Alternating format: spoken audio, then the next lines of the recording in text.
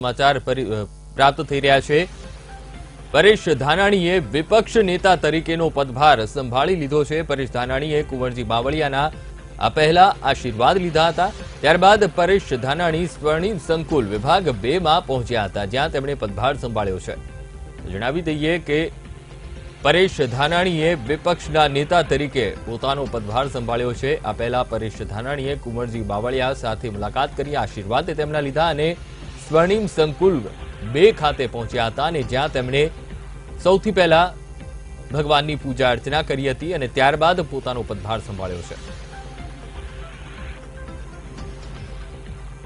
तो थोड़ी पहलाना ज आ दृश्यो छे, तेमणे पूजा करी हती पोतानी ऑफिसमां अने त्यारबाद पदभार संभाळ्यो छे। तो जणावी दઈએ કે કમાનની સાથે પણ તેમની કસોટી પણ રહેશે। તો પરેશ ધાનાણી સામે કેવા પડકાર રહેશે તે તો આવનારો સમય જ બતાવશે। જણાવી દઈએ કે આક્રમક નેતા, પાટીદાર નેતા તરીકે તેમની છબી જોવા મળે છે। તો આંતરિક જૂથબંધીને પણ કેમ કરીને ડામવી તે પણ તેમની સામે એક મોટો પડકાર રહેશે।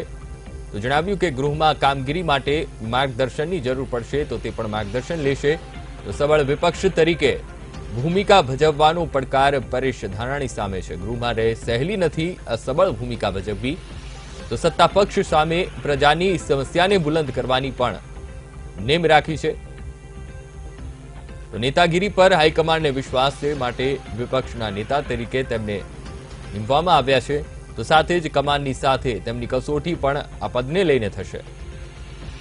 तो आवनारा समयमां घणा પડકારો રહેશે તેમની સામે। જણાવી દઈએ કે આક્રમક પાટીદાર અને યુવા ચહેરો છે વિરોધ પક્ષના નેતા પરેશ ધાનાણી।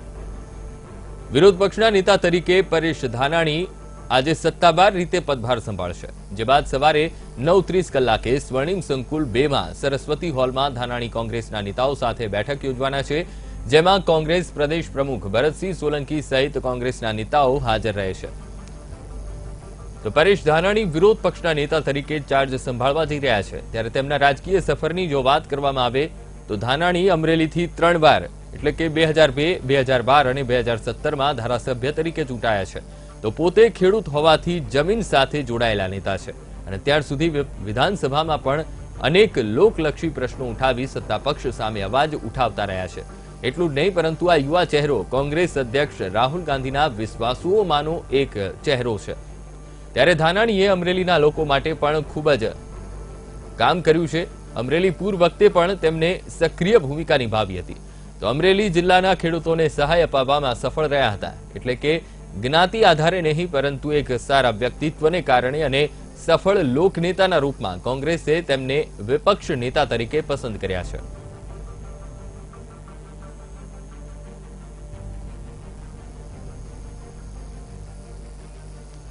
तो कांग्रेस पक्षना युवा नेता परेश धानाणी आज विधिवत रीते विधानसभाना विरोध पक्षना नेता तरीके सत्तावार चार्ज संभाळवाना छे। त्यारे गांधीनगर सचिवालय खाते आज परेश धानाणीए चार्ज संभाळ्यो छे। त्यारे हवे परेश धानाणी कांग्रेसना चूंटायेला धारासभ्योनी एक महत्वनी बैठक करशे।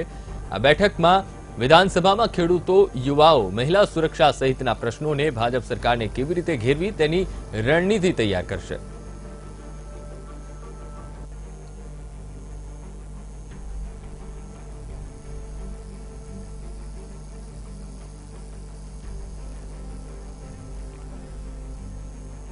तो विपक्षना नेता तरीके परेश धानाणीए आज पोतानो चार्ज संभाળી લીધો છે।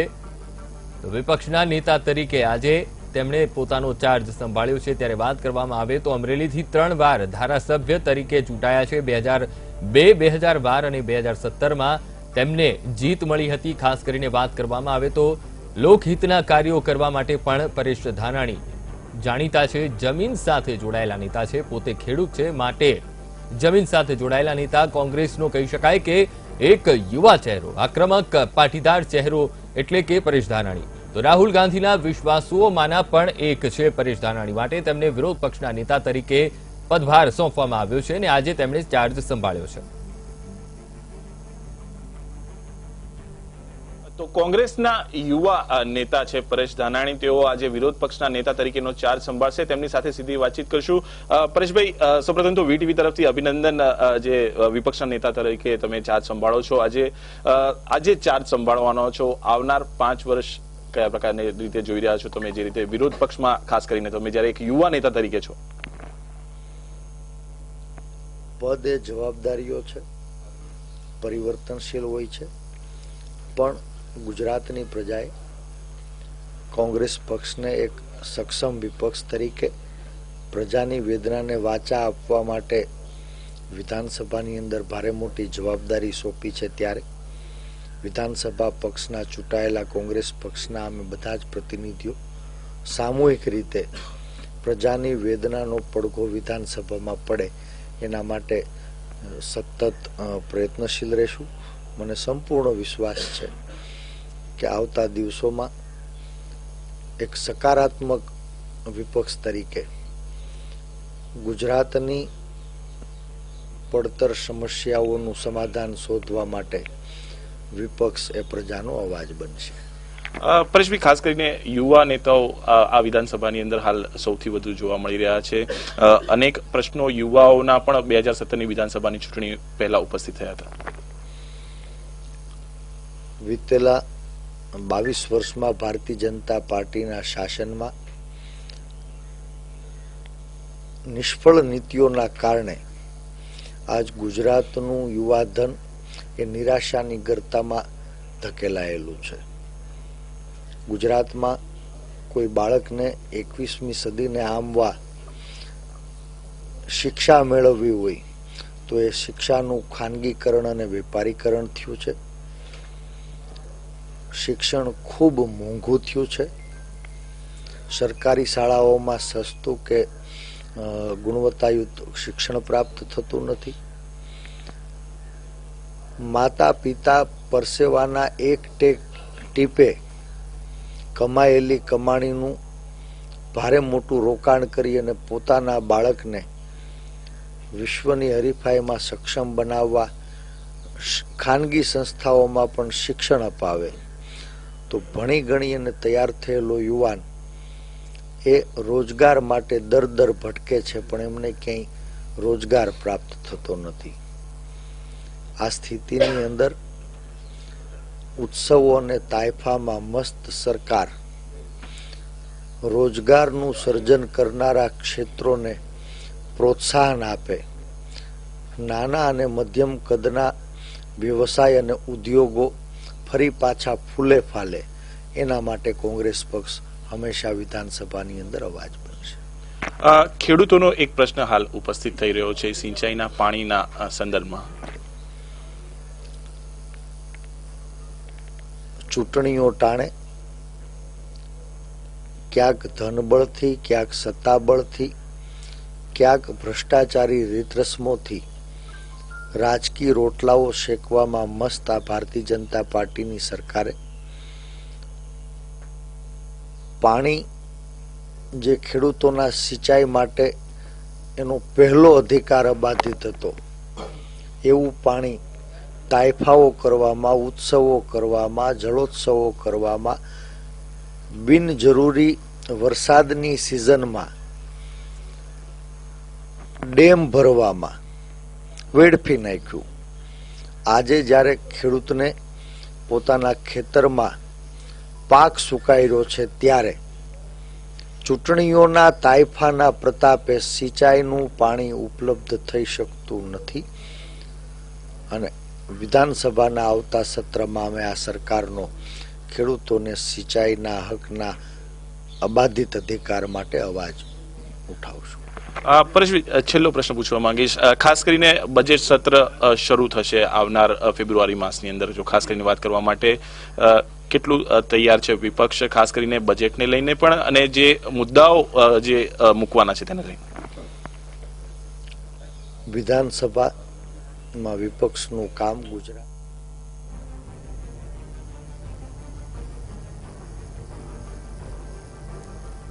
તો કોંગ્રેસના ધારાસભ્ય પરેશ ધાનાણીએ વિપક્ષના નેતા તરીકે આજે પોતાનો પદભાર સંભાળ્યો છે. સ્વર્ણિમ સંકુલ વિભાગ 2 ખાતે પહોંચ્યા, જ્યાં તેમણે કુંવરજી બાવળિયાના આશીર્વાદ લઈને પોતાનો પદભાર સંભાળ્યો છે. તો આ મુદ્દે સંવાદદાતા નરેન્દ્ર ફોન લાઈન પર જોડાઈ ગયા છે. જી નરેન્દ્ર, સચિવાલય ખાતે પરેશ ધાનાણીએ પોતાનો હોદ્દો સંભાળી લીધો છે, આજે વિપક્ષના નેતા તરીકે પોતાનો હવાલો સંભાળ્યો છે.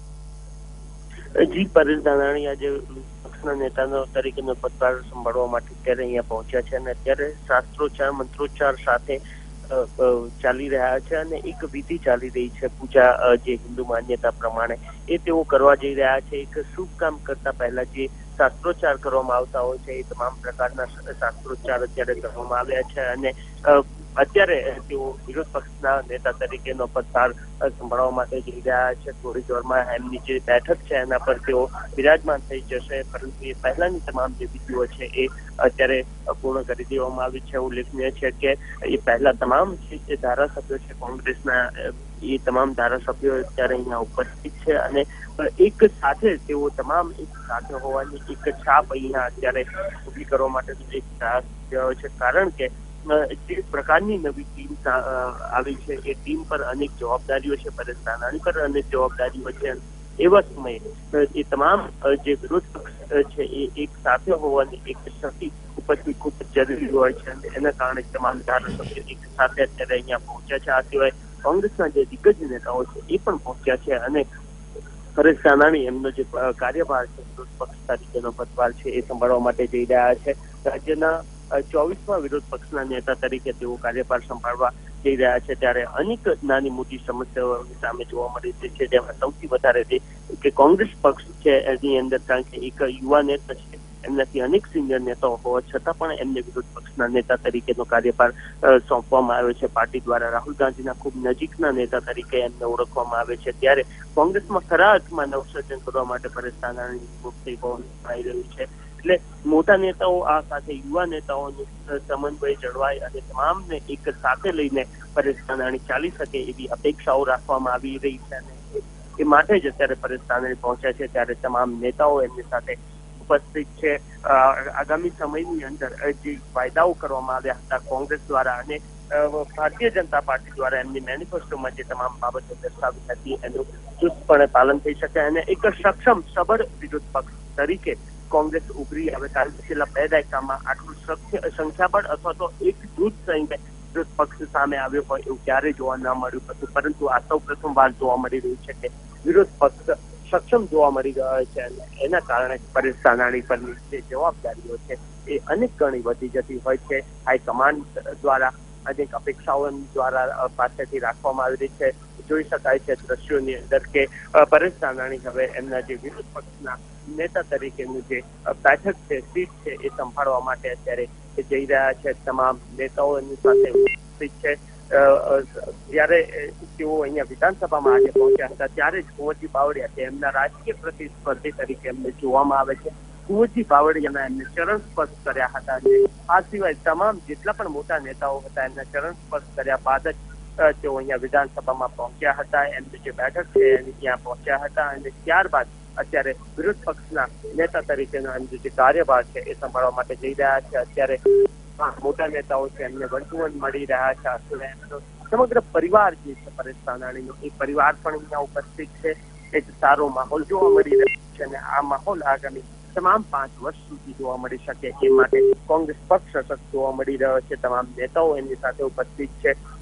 અનેક જવાબદારીઓ છે, કારણ કે જે પ્રકારે વિરોધ પક્ષ સક્ષમ થઈને લડે તો શાસક પક્ષની વોચડોગ તરીકેની એમ જે ભૂમિકા હોય છે એ નિભાવવાની હોય છે અને એની ભૂમિકા સારી રીતના નિભાવી શકે એના માટે જ પરેશ ધાનાણીની નિમણૂક યુવા ચહેરા તરીકે, પાટીદાર ચહેરા તરીકે અને યુવાઓમાં લોકપ્રિય થઈ રહેલા ચહેરા રૂપે એમનું કરવામાં આવી છે. ત્યારે અનેક જવાબદારીઓ સાથેની આ સીટ અત્યારે એમના દ્વારા સંભાળવામાં આવી રહી છે. લોકો એમની સાથે જોડાય છે, કોંગ્રેસના મોટા નેતાઓ સાથે જોડાયેલા જોવા મળી રહ્યા છે અને તમામ લોકો અહીંયા ઉપસ્થિત છે. કારણ કે એક નવા યુગની કોંગ્રેસમાં કમસે કમ છેલ્લા 2 દાયકામાં ક્યારે કોંગ્રેસ જોવા ના મળી હતું એ રીતનું એક કોંગ્રેસ એક સાથે એક જૂથ કોંગ્રેસ જોવા મળી રહ્યું છે અને એના કારણે કોંગ્રેસનો ચાહે કાર્યકર્તા હોય, ચાહે મોટા નેતા હોય, તમામની આશા અપેક્ષાઓ પરેશ ધાનાણી સાથે જોડાયેલી છે. આગામી 2019ની લોકસભાની ચૂંટણી હોય કે પછી ત્યારબાદ આવનાર 2022ની વિધાનસભાની ચૂંટણી હોય, એ તમામ માટેની તૈયારીઓની શરૂઆત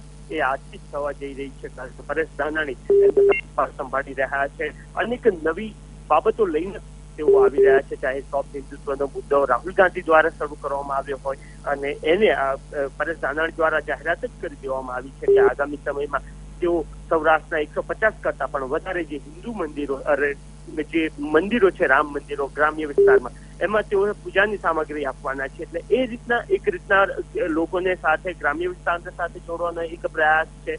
એક સાથે બીજી બાબત એમના દ્વારા જે સક્ષમ વિરોધ પક્ષ તરીકે નોંધાવવાની હોય છે એ જે છાયા પ્રધાનમંડળ એટલે કે શેડો મિનિસ્ટ્રી લઈને પણ પરેશ ધાનાણી આગામી સમયમાં આવી રહ્યા છે. જેની અંદર જે રીતના શાસક પક્ષ એમના કેટલાક નેતાઓને એમનું મંત્રી પદ આપતા હોય છે, એ જ કોંગ્રેસ પણ આગામી સમયમાં એમના વિરોધ પક્ષના જે તમામ નેતાઓ છે એ નેતાઓને મંત્રી પદ આપશે અને એક સક્ષમ વોચડોગની ભૂમિકામાં કોંગ્રેસ બની રહે અને આગામી સમયમાં સતત એમના પર રાખી શકે એવો પ્રયાસ પરેશ ધાનાણી દ્વારા કરવામાં આવનાર છે. અત્યારે થોડી જ વારમાં તમામ જે વિરોધ પક્ષમાં રહેલા જે તમામ ધારાસભ્યો છે એમની એક બેઠક પરેશ ધાનાણી દ્વારા શરૂ કરવામાં આવશે અને બેઠકની અંદર તમામ મુદ્દાઓ ચર્ચશે કે આગામી સમયમાં કોંગ્રેસે ની ભૂમિકા નિભાવવાની છે, લોકોના પ્રશ્નોને વિધાનસભાની અંદર કેવી રીતના વાચ આપવાની છે. જી નરેન્દ્ર, સમગ્ર માહિતી બદલ આભાર.